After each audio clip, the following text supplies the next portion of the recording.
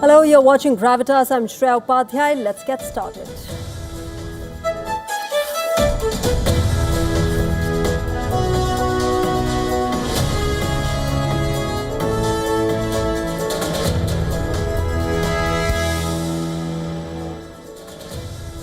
Well, the big question we're asking tonight, will Donald Trump's blockade to block the blockade work? Well, the Hormuz stalemate still continues, even as the U.S. President insists that he will make it tough for Iran. We decode this for you tonight. Now, as Donald Trump focuses on Hormuz, he's also reportedly planning limited strikes on Iran after the Islamabad talks failed. The uncertainty still looms large over the West Asian war. And it is the beginning of a new era in Hungary. Peter Magyar's massive victory has paved the way for Hungarian politics to change course and for European landscape to have a potential partner in supporting the Ukraine war. We get you all about it on the show.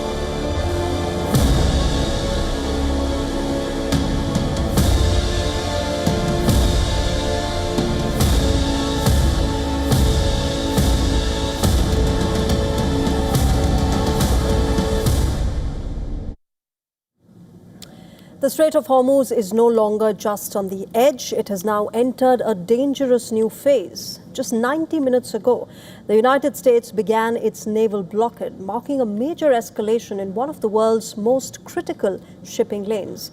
Donald Trump has warned Iran that any of its naval vessels approaching the strait will be eliminated. This comes just after diplomatic talks collapsed in Pakistan, pushing Washington back toward military options. American officials say the focus now is on limited and targeted strikes aimed at breaking the deadlock without triggering a full-scale war. Washington has now moved ahead with a full naval blockade of the Strait of Hormuz, adding that the blockade will not impede neutral transit passage through the Strait of Hormuz to or from non-Iranian destinations. Humanitarian shipments, including food, medical supplies, and other essential goods, will be permitted subject to inspection. Now, according to the U.S. military, any vessel entering or departing the blockaded area without authorization is subject to interception, diversion, and capture. The U.S. military says the blockade applies to all vessel traffic, regardless of flag. Donald Trump has issued another warning on his Truth Social post. He said that the U.S. forces would respond swiftly to any interference with maritime operations and also warned that any Iranian ships interfering in the blockade will be eliminated. But this strategy comes with high stakes, as Iran has now issued a direct warning. It says that if its ports or energy infrastructure are targeted, it will respond by making the Persian Gulf and the Gulf of Oman unsafe for all. Iran has also declared that the Strait of Hormuz must be accessible to all or not at all, treating the blockade as an illegal action. Iran and India has a good relation. And in this case, we have a good contact, and we believe that we should prepare a good preparation. And I think that in this case, the relevant institution in Iran will have a stance in the near future. Now, the global reaction has been swift and cautious. UK's Prime Minister Keir Starmer has distanced London from any blockade. Russia's warned of serious consequences for global markets, and the European Commission President Ursula von der Leyen has stressed that freedom of navigation in the Strait of Hormuz is paramount. Spain has also questioned the logic of the operation, calling it impractical. Australia, meanwhile, has stopped short of committing forces, saying that it will only act if a broader international coalition takes place. Now, Japan is watching developments as well, and it's watching it closely, but it has not pledged support yet. This lack of backing, remember, raises serious questions. Just before diplomatic talks collapsed, 2 U.S. destroyers claimed to have transited the strait. But Iranian media released a video claiming those American warships were warned off and forced to retreat by the Iranian Navy. Attention all vessels, attention all vessels, attention all vessels in Oman Sea. This is Iranian Sepah Navy. If you see any warship in your vicinity, keep a distance more than 10 miles from them, because I'm ready to open fire on them without any warning. This is Sepah Navy Station. You must alter course and go back to the Indian Ocean immediately. If you don't obey my order, you will be targeted. Now, according to reports, one of the key options on the table is a resumption of precision attacks inside Iran. One, not to trigger a full-scale war, reportedly, but with a larger objective of breaking the current deadlock in negotiations. A broader bombing campaign remains a possibility, but remember, at this moment, it appears to be unlikely. While the fragile ceasefire still holds, fresh warnings are now emerging from the region. At the start of today's cabinet meeting, Benjamin Netanyahu reportedly said that the Iran-American ceasefire could turn on a dime any moment. Stopping Iran's nuclear program has been at the forefront of Trump and Netanyahu's campaign in Iran. Operation Epic Fury, which was launched on the 28th of February, aims to prevent Iran from achieving weapons-ready nuclear stockpile. While airstrikes and long-range attacks can damage facilities, destroying or removing Iran's nuclear stockpile would likely require a full-scale ground invasion, with more than 50,000 troops already present across West Asia and reports of the 82nd Airborne slated to join the force. Washington's intention of putting boots on the ground is evident. But such an operation would not only face Iran's military fury, its natural defenses. Any ground operation into Iran, remember, would have to be highly specific and limited in scope. Otherwise, it could lead to endless deployments with huge costs and limited success, similar to past conflicts in Vietnam or in Afghanistan or even Iraq. Questions are now being raised about America's military readiness in the region. The U.S. Navy's most advanced aircraft carrier, the USS Gerald R. Ford, is currently out of action, undergoing repairs in Croatia. Another carrier, the USS Abraham Lincoln, remains deployed in the Arabian Sea near the Gulf of Oman. So whatever Trump chooses, next will come with major risks. Relaunching full-scale invasion will drain military resources. If he draws out from the military operation while the Iranian regime is still intact with its nuclear ambitions and the control over Hormuz, it will be considered a victory for Iran. And not to forget the massive pressure which Donald Trump is facing back home. A CBS poll suggests 59% of Americans believe that the conflict is not going well. Many feel that key objectives, from securing shipping routes to curbing Iran's nuclear ambitions, remain unmet. Trump has majorly campaigned on avoiding prolonged foreign wars, but this moment in West Asia has put him in a delicate position.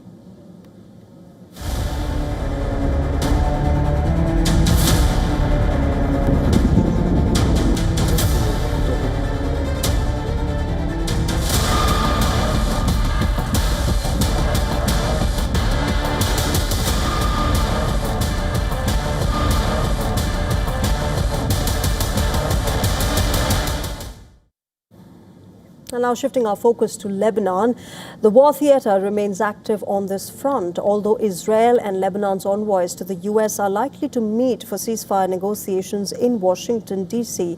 on Tuesday this week. Benjamin Netanyahu has made it clear that the war in Lebanon will continue. Israeli ground forces intensified their fighting in the strategic southern Lebanese town of Bint Jubail. The IDF said that it has surrounded military infrastructure allegedly belonging to Hezbollah in a strategic town.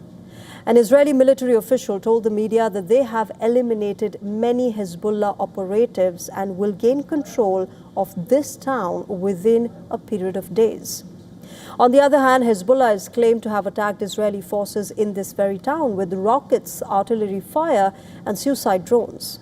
Smoke was seen rising in South Lebanon a day after the Israeli Prime Minister Benjamin Netanyahu visited troops in this region. Visuals showed Israeli military vehicles, including tanks, at the border. Now, while meeting IDF troops, Netanyahu highlighted their achievements but maintained that there is still more work to be done. Speaking during a cabinet meeting a few hours earlier, he stressed on the importance of creating a deeper security zone inside Lebanon that prevents the danger of infiltration by Hezbollah operatives. The first thing is that they are pushing the enemy away from the border. We are not talking about 5 points. We are talking about a solid, deeper security zone that both prevents the danger of infiltration and pushes back the anti-tank missile threat. Now, a day earlier, the Israeli military claimed to have struck Hezbollah rocket launchers. Black smoke could be seen rising in the southern suburbs of Lebanon's capital, Beirut. On the other hand, air raid sirens were sounded in Israeli villages near the border, warning of incoming rocket fire from Lebanon. The IDF also released footage of its soldiers dismantling an underground tunnel route allegedly used by Hezbollah in South Lebanon. In the early hours of Monday, Lebanon's health ministry stated that 4 people were killed in an Israeli airstrike on the southern Lebanon town of Marub.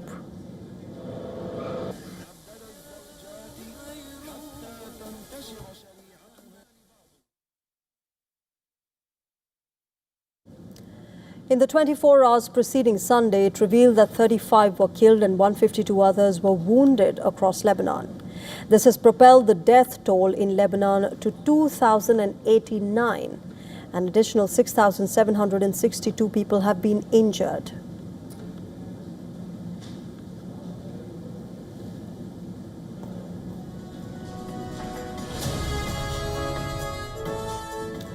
In yet another attack, a Red Cross center in Lebanon's city of Tyre was hit in Israeli strikes, resulting in the death of 1 person. Several ambulances were damaged as well.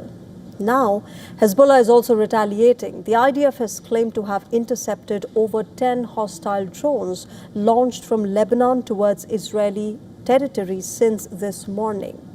Amid this, Lebanon's Prime Minister Nawaf Salam has emphasized that his government is committed to ending the war with Israel through negotiations. We will continue our work to stop this war, which was not our choice, to ensure the Israeli withdrawal from all our lands, the return of the prisoners, to rebuild our destroyed villages and towns, and the safe return of the displaced so they can live there in dignity and security. However, Hezbollah rejected direct talks between Israel and Lebanon. The deputy head of Hezbollah's political council, Mahmoud Komati, told the media that Iranian pressure has compelled Israel to negotiate. He's also added that Hezbollah doesn't expect any positive outcomes from the talks.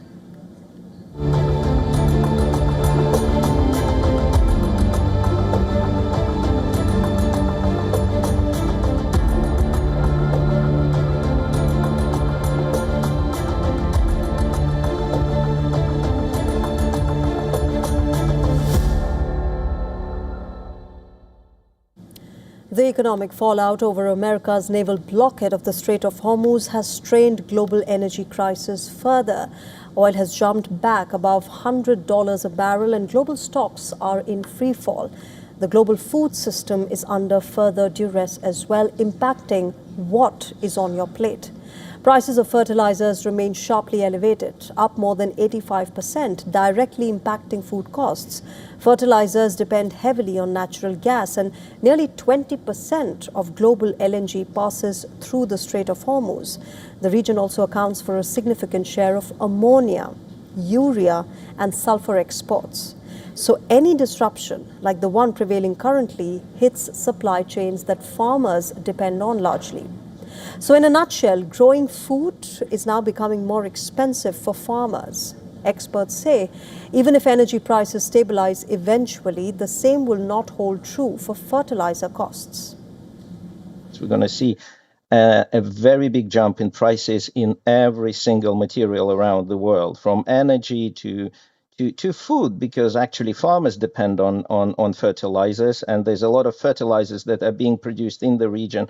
There's a lot of scarcity which is coming our way if it. Early estimates warn crop yields could drop 10 to 15%, especially across Asia, even as the rice season approaches. Now, for countries like India and Indonesia, which rely on West Asia for nearly 30% of LNG needs, the impact is already visible. Fertilizer production is slowing, pushing costs even higher. This creates a chain reaction. Higher input costs, lower farm output, and tighter food supplies. Farmers are reportedly weighing tough calls. They cut fertilizer use, switch crops, or delay planting. And that directly affects everyone. The UN's World Food Programme warns that food insecurity in Asia-Pacific could rise by 24%, and retail food prices may even climb by at least 3.6% in the coming months. And there's another risk. Countries could restrict exports to protect their own supplies, making shortages worse globally. So along with instability in fuel prices, another major energy crisis has been unfolding, but quietly. A potential food inflation cycle, one that is projected to hit household budgets very soon.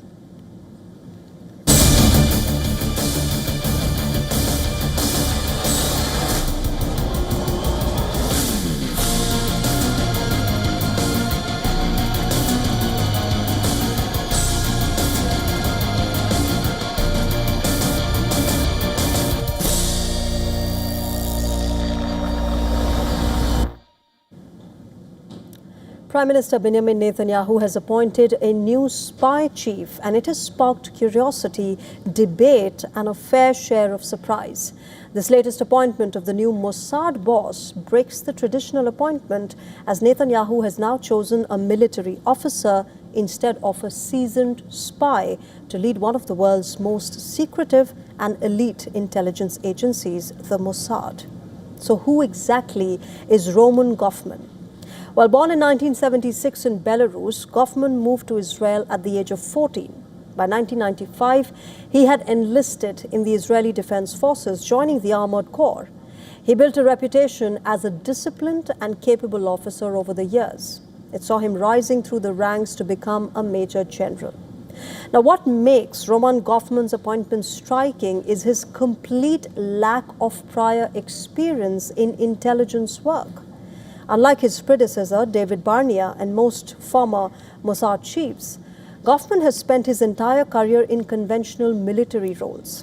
At the outbreak of the October 7th attacks, Roman Goffman was commanding the National Infantry Training Center. He was seriously wounded during the clashes with Hamas fighters in Sderot. His injury and his presence on the front lines added to his image as a field commander rather than a strategic intelligence operator. Then in April 2024, Goffman transitioned into a new role within Netanyahu's office as a military secretary to Netanyahu. That move brought him closer to the political center of power. Now, he's widely seen as aligned with Prime Minister Netanyahu's nationalist outlook, which may have played a role in his selection. Interestingly, Goffman studied at the Eli Yeshiva in the West Bank, an institution known for its right-wing religious ideology. Goffman will formally take over on the 2nd of June this year as Israel navigates through one of its most complex security chapters in decades. The aftermath of the October 7th attacks led to deep soul-searching within Israeli intelligence community. Mossad escaped direct blame because it primarily focuses on external intelligence. Other agencies like Shin Bet and Aman faced intense scrutiny, with their chiefs resigning after acknowledging their failures. Roman government is stepping into a role at a critical juncture, with soaring regional tensions intense and global scrutiny of Israel's foreign actions, and just months ahead, remember, of elections in Israel. Across the world, machines are learning to fight, decide, and strike, and the race to control them is accelerating fast. The next war may not begin with a human decision, it may as well begin with a line of code. Our next report brings you more details. Take a look.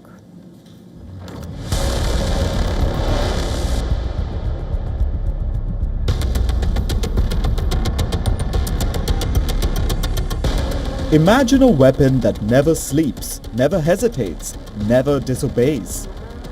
It selects a target, calculates a kill, and strikes. All before a human being has drawn a single breath. That machine exists. And 3 superpowers are racing to build more of them.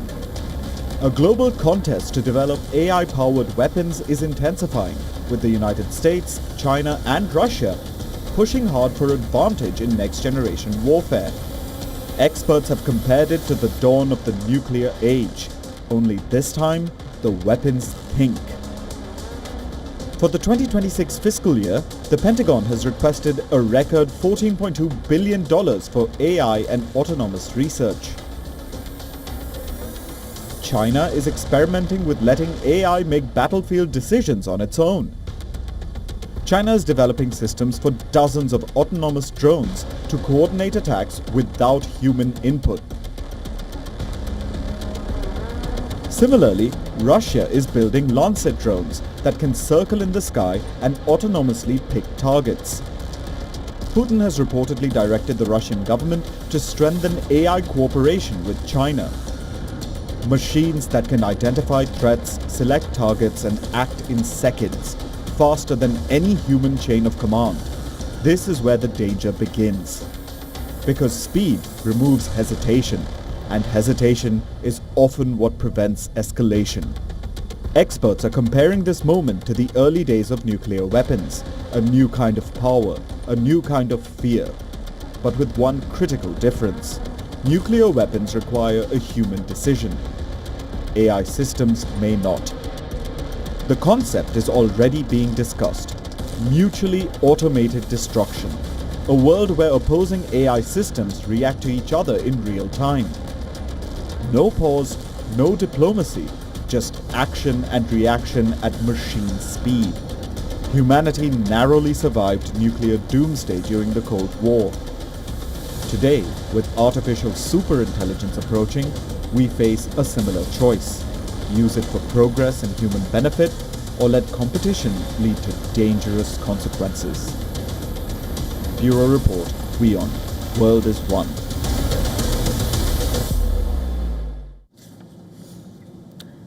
Shifting our focus, Hungary has ushered in a new political era. Viktor Orban has been defeated by Peter Magyar for the prime ministership.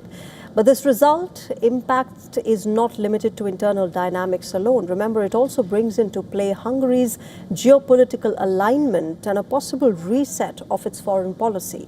Our next report gets you more details on this.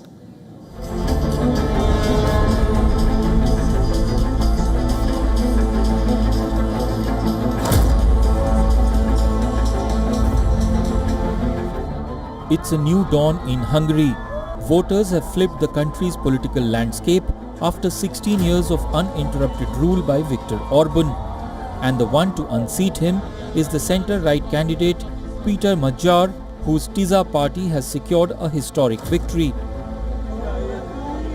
From public transport to city centres, people are celebrating the end of Viktor Orban's rule.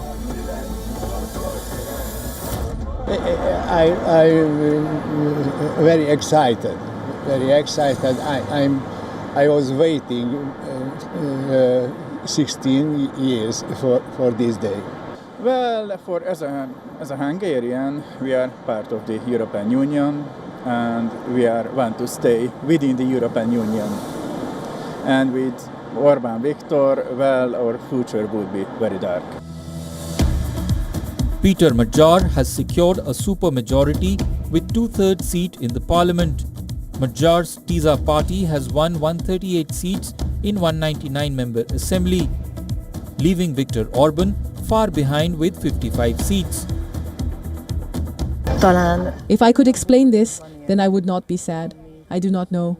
Maybe we lived in a bubble which was very beautiful and very reassuring, and we believed in it. And now this bubble has burst. Orban conceded his defeat hours after counting began. This is the most stunning defeat for someone who was once considered to be invincible. In his concession speech, Orban called the results painful. The election results, though not yet final, are clear and understandable. For us, they are painful but unambiguous.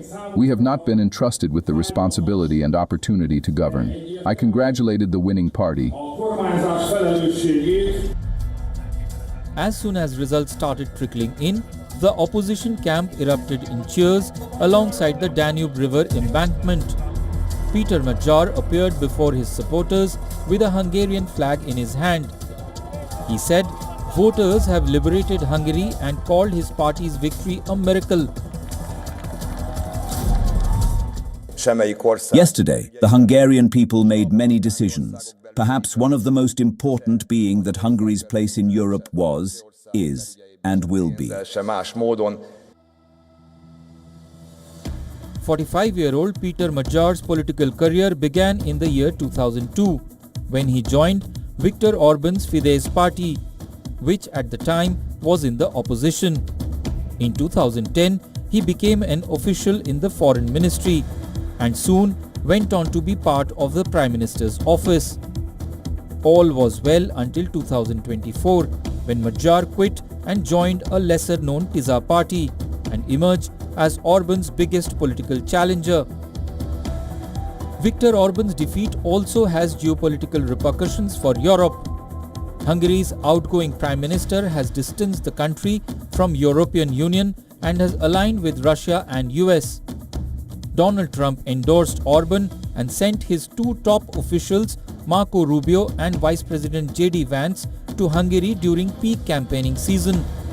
But a push from Washington could not reverse Orban's falling popularity. Magyar's victory is good news for Brussels and Kiev. Under Orban, Hungary stood against war funding for Ukraine and vetoed €90 billion loan package. With change of guard in Budapest, Brussels and Kiev can now expect a more friendly approach from the country. Bureau Report, WION World is One. All right, coming up on Gravitas in just a bit, Australia just got its first woman army chief in a historic moment for the country.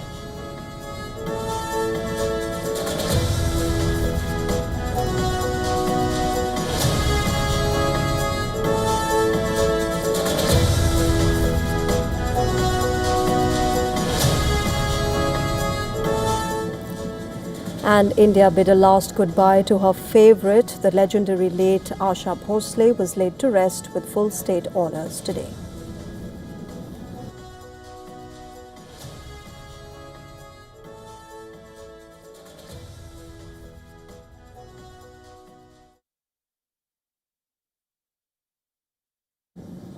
Let's get you an update from Nigeria, where a tragedy has shaken the country's troubled north. Dozens of people are reported dead after military airstrikes hit a village market in the country's northeast in what may have been a deadly misidentification during an operation against jihadist fighters. The strike hit Jili, which is a community near the border of Borno and Yobe states, an area long scarred by insurgency. A United Nations security report said that 4 Nigerian Air Force jets carried out the attack on 11th of April. Amnesty International puts the toll at more than 100. Local leaders said the true number could be far higher, with some estimates reaching around 200 dead and wounded. I went to the market and bought 2 sheep and a horse. While I was there, a jet suddenly came and hit us. About 30 people were killed on the spot. I am among those who survived, although I sustained an injury to my leg. I was lying there for some time. Nigeria's military said that it had carried out a precision airstrike on a known terrorist enclave and logistics hub. It said scores of militants were killed, but did not initially acknowledge civilian losses. The Air Force later said that it had opened an investigation after reports that a local market may have been hit. Now, this incident is the latest in a string of deadly airstrike errors. In January of 2025, at least 16 people were killed in Zamfara after local vigilantes were mistaken for criminal gangs. A month earlier, 10 people died in Sokoto when villages were hit during bombing runs against jihadists. Then in December 2023, at least 85 civilians were killed in Kaduna after a religious gathering was misidentified as bandit groups. In 2017, more than 100 people died when a fighter jet struck a camp for displaced civilians near the Cameroon border. Nigeria has been battling Boko Haram and its splinter faction since 2009. While the insurgency had eased from its peak, attacks have surged again in the recent months. Jihadist groups have expanded their reach across the northeast, while northwestern states are facing a separate wave of violence from heavily armed bandit gangs. Moving on, reeling under the growing criticism of the fallout of the West Asia war, the U.S. President Donald Trump has now found a new target. This time, Pope Leo is on his radar. In an unprecedented attack, Donald Trump described the Pope as weak on crime and terrible for foreign policy. Taking credit for his election as Pope, Trump said, and I quote him, "If it wasn't in the White House, Leo wouldn't be in the Vatican." Now, mocking the Pope for criticizing him, Trump said that he likes his brother, Louis Martin Prevost, more, as he's a MAGA supporter. Now, this is not all. He also holds the Pope to stop catering to the radical left. In fact, he told the Pope to stop supporting the radical left and stop being a politician. Like a Pope that's going to say that it's okay to have a nuclear weapon. We don't want a Pope that says crime is okay in our cities. I don't like it. I'm not a big fan of Pope Leo. He's a very liberal person, and he's a man that doesn't believe in stopping crime. Now, in another gesture that is likely to offend Christians, Donald Trump stirred a row by posting this AI-generated photograph depicting himself as Jesus Christ. Wearing a biblical-style robe, Trump is seen laying hands on a bedridden man as light emanates from his fingers. Even Iranian President Masoud Pezeshkian condemned the insult to Pope Leo and stressed that the desecration of Jesus is not acceptable to anyone. Pope Leo, remember, is the first U.S.-born pope in history, has emerged as vociferous critic of Trump's decision to start military operations against Iran. For instance, in March this year, he stressed that Jesus does not listen to the prayers of those who wage war. In an indirect reference to Trump, he said, and I quote, "Your hands are full of blood." He's also dubbed Donald Trump's threats to wipe out Iranian civilization as unacceptable. Donald Trump's diatribe comes a day after the Pope denounced the delusion of omnipotence that is fueling the U.S.-Israel war in Iran. While he didn't specifically mention Trump, his remarks were perceived to be directed at the U.S. president and members of his administration who've justified this war in religious terms. It is here that we find a bulwark against that delusion of omnipotence that surrounds us and is becoming increasingly unpredictable and aggressive. The balance within the human family has been severely destabilized. Enough of the idolatry of self and money. Enough of the display of power. Enough of war.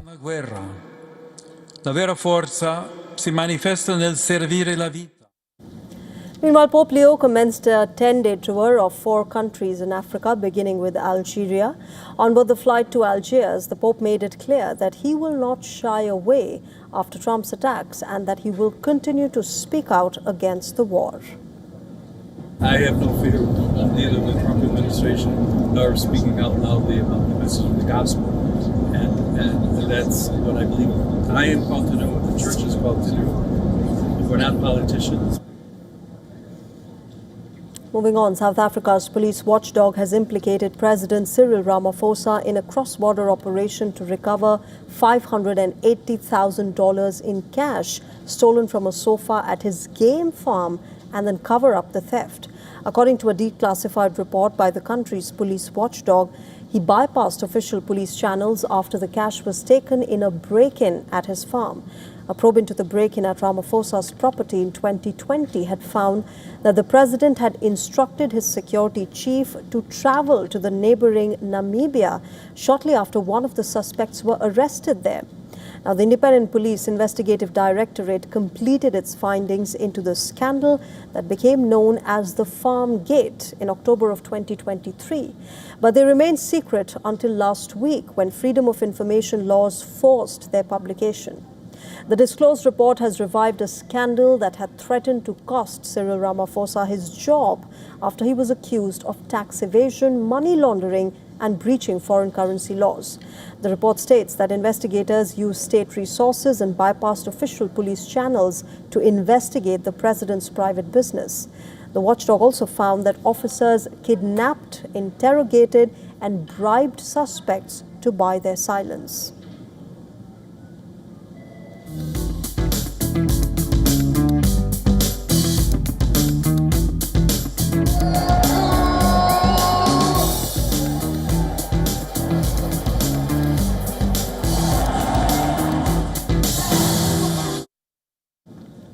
The White House may soon host more than just diplomacy if Donald Trump has his way. It could also see an ultimate fighting championship showdown.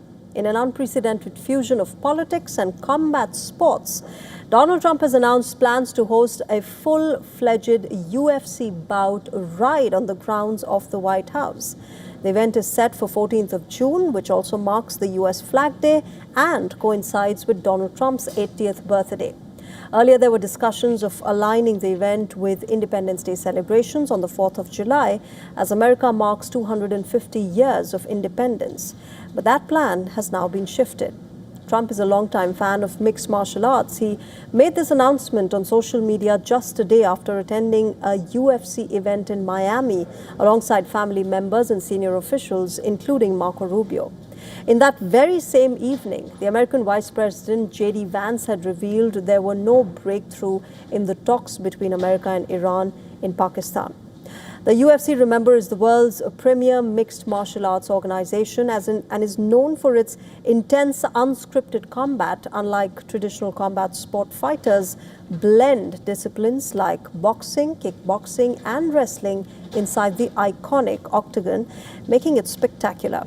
And for Trump, this isn't his first brush with combat sports entertainment. Remember, his history with WWE includes the famous Battle of the Billionaires at WrestleMania, where he faced off against Vince McMahon in a highly publicized storyline. Now, his Atlantic City property even hosted multiple WrestleMania events, and he was inducted into the WWE Hall of Fame as well in 2013. Now, with a UFC fight proposed at the White House, Trump appears set to take his long-standing association with combat sports to an unprecedented level. From the US, let's shift our focus to Australia. The country has, for the first time in its 125-year history, appointed a woman to lead its army. Defense Minister Richard Marles announced the historic decision, describing it as a landmark moment for the nation. Lieutenant General Susan Coyle has been named the new Chief of Army following a distinguished career spanning more than 3 decades. Coyle, who joined the Army Reserve in 1987, graduated as an officer from the Australian Defence Force Academy in 1992. She held positions as Head of Information Warfare, Commander of Joint Task Force 633 in the West Asian region, and Commander of Task Group Afghanistan. Susan Coyle has commanded troops on deployment to Timor-Leste, Solomon Islands, and Afghanistan. In July of 2024, Coyle was appointed the Chief of Joint Capabilities, responsible for the ADF's cyber and space commands, as well as information warfare. The mother of 3, whose husband also serves in the military, holds postgraduate master's degrees and is a distinguished graduate of the U.S. Army War College. Her appointment comes at a time when the Australian Army has been undergoing a major transformation, focusing on advanced capabilities such as long-range weaponry, drone technology, and modern combat systems. Beyond Australia's historic move, several other countries, remember, have already reached similar milestones. In Canada, Lieutenant General Jenny Cardigan was appointed as the Chief of the Defence Staff in July of 2024. In the UK, General Dame Sharon Neusmith has become the first woman to be promoted to the rank of General in the British Army. New Zealand followed in 2025, appointing Major General Rose King as its first woman Chief of the Army. And then the United States, several women have reached 4-star ranks across branches, including Generals Laura A. Potter, Jacqueline Van Ovost, and Laura J. Richardson, following General Anne Dunwoody, who was the country's first female 4-star general. These milestones reflect a continuing global shift toward greater representation of women in top military leadership roles. All right, shifting our focus now. They ruled the oceans for millions of years, but now they have suddenly simply vanished. Off South Africa's coast, the great white sharks have vanished without a trace. Apex predators gone in just a flash. What force could drive them from their hunting grounds? We get you more on this.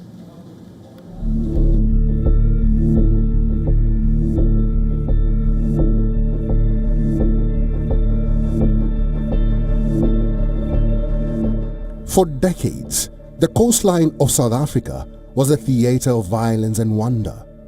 One-ton great whites launched themselves into the air, breaching with terrifying power to claim their prey. It was the shark capital of the world.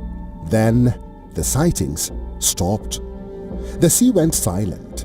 An apex predator seemingly invincible has been erased from the map.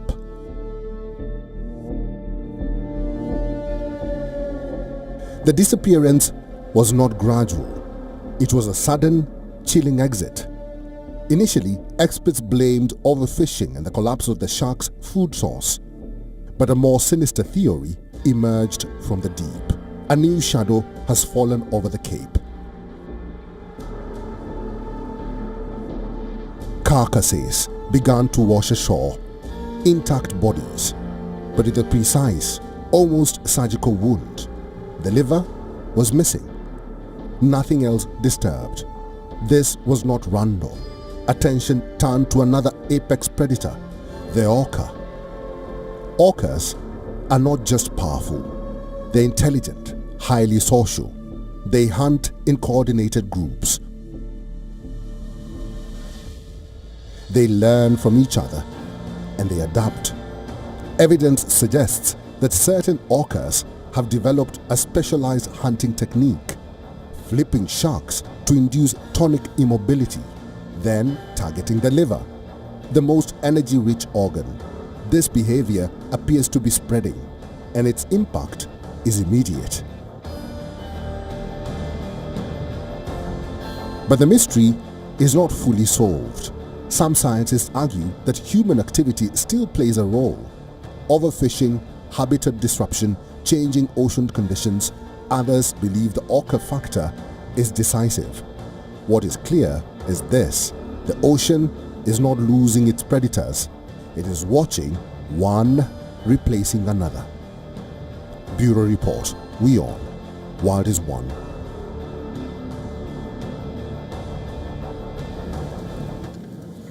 Well, a telescope in South Africa has managed to detect an extremely rare phenomenon. The Meerkat Radio Telescope has received signals from two galaxies that are crashing into each other. Galaxies 8 billion light years away collided, and this sent out a message in the form of a giant space laser. Our next report has all the details for you.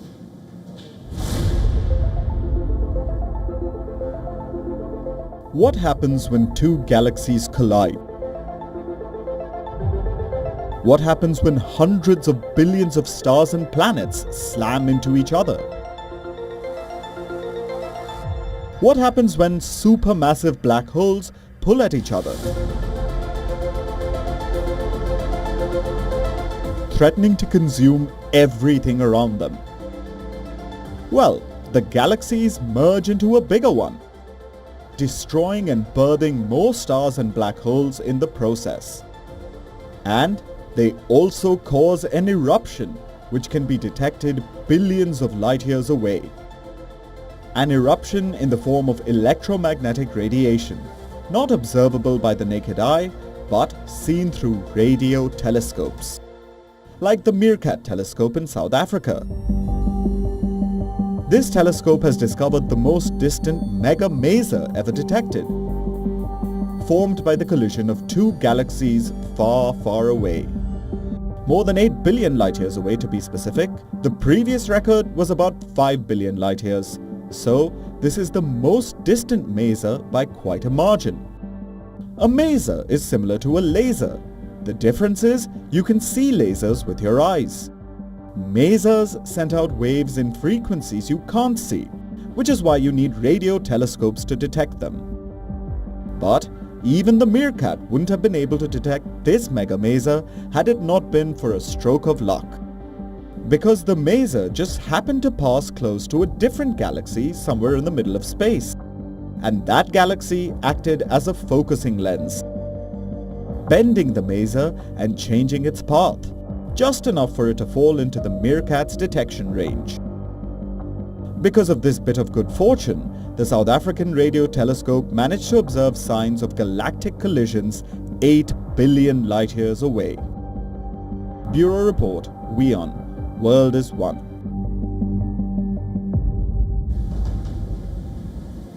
Shifting our focus now, osteoarthritis is a global health crisis which is expected to increase with the aging of population.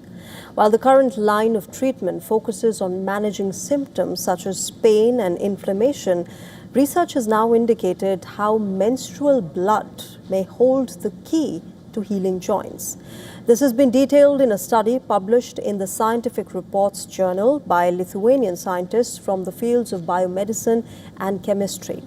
They explored the potential of extracellular vesicles, or the EVs, present in menstrual blood to regenerate human tissues and organs and restore their functions. EVs are tiny messenger-like particles that can enter other cells and influence their activity by promoting regeneration or reducing inflammation. In this study, the researchers used menstrual blood samples from 3 healthy donors as well as post-surgical tissue samples from 10 female donors with osteoarthritis. As per this research, EVs helped not only improve cartilage cell function, but also helped slow down tissue degradation. This can potentially pave way for a cell-free therapy based on EVs that can actually activate regeneration without any side effects. Now, why does this matter? Osteoarthritis is the most common form of arthritis, mainly impacting joints in your hands, in your knees, hips, and spine, thereby hindering the ability to move freely. Around 529 million around the world are suffering from this very condition, and data shows that it disproportionately impacts people older than 55 years. Women in particular are more vulnerable. As per the World Health Organization, incidence of this condition highly increases during the post-menopausal period. Now, the new study is significant as no therapy exists currently to stop or reverse the degenerative process in the human body. According to researchers, menstrual blood-derived cells might just prove to be a more promising tool than bone marrow cells in treating osteoarthritis.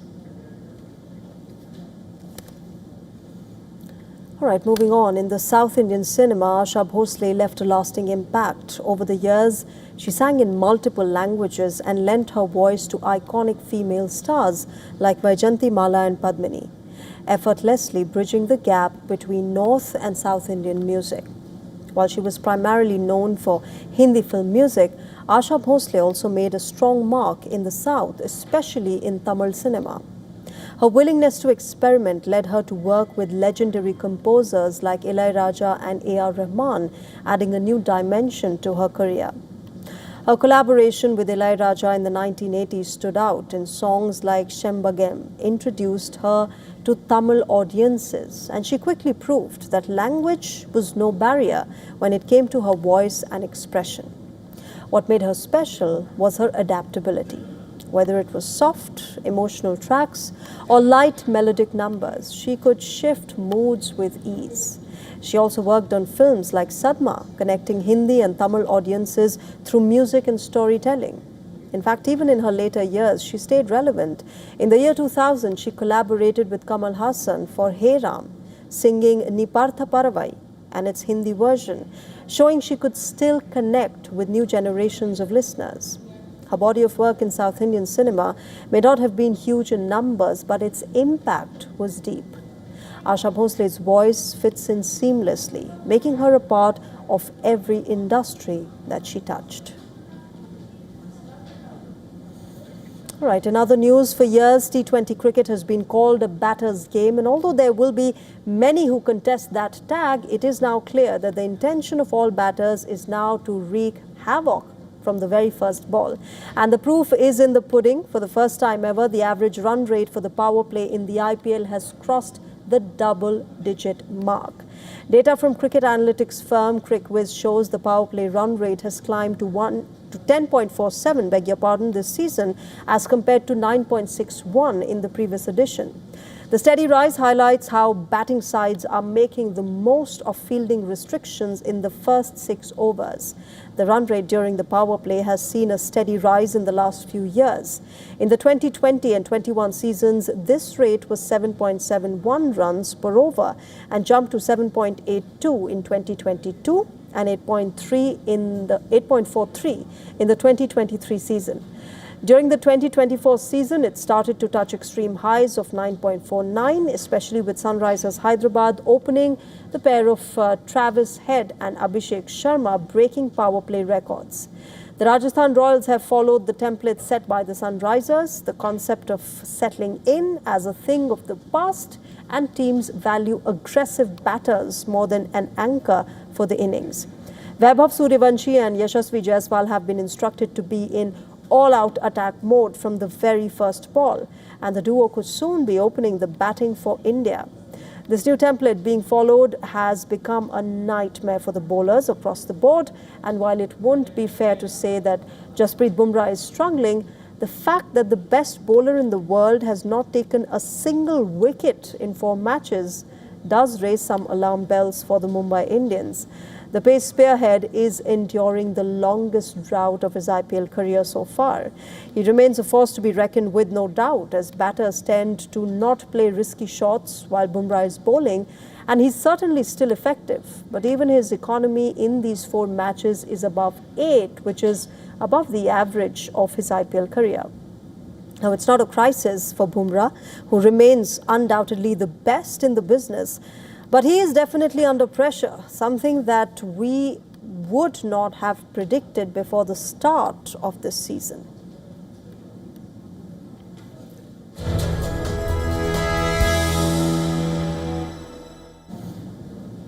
Now let's take you back into the past. On this day, on the 13th of April 2024, history unfolded in West Asia as Iran and Israel entered a direct military confrontation for the very first time. Iran launched a large-scale barrage of missiles and drones targeting Israel, calling it Operation True Promise. Iran's strike came in retaliation for a suspended Israeli attack on Iran's consulate in Damascus earlier in April that had killed at least 13 people. The attack lasted nearly 5 hours, with explosions reported across cities like Tel Aviv and Jerusalem. Air raid sirens rang out in hundreds of locations as Israel activated its defense systems.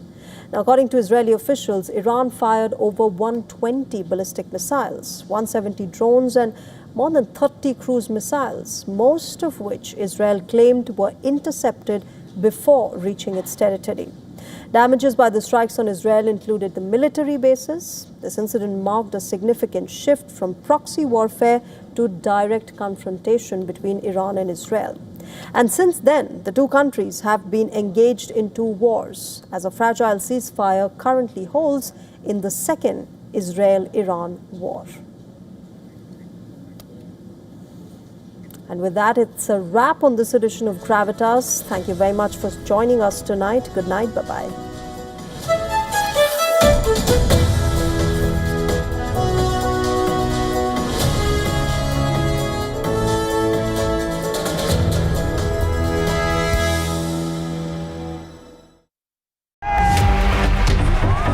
Campaigns, elections, alliances, controversies, and power play. Stories that analyze global and domestic politics. A dedicated show with varied perspectives, expert take, citizens' voices, detailed ground reports, and in-depth coverage from political corridors of the world. This is Race to Power, only on WION. In this rapidly changing world, is your health keeping pace? Best practices and breakthroughs busting the hype with real insights. The timeless power of yoga and ancient healing. Good food, good mood. Small steps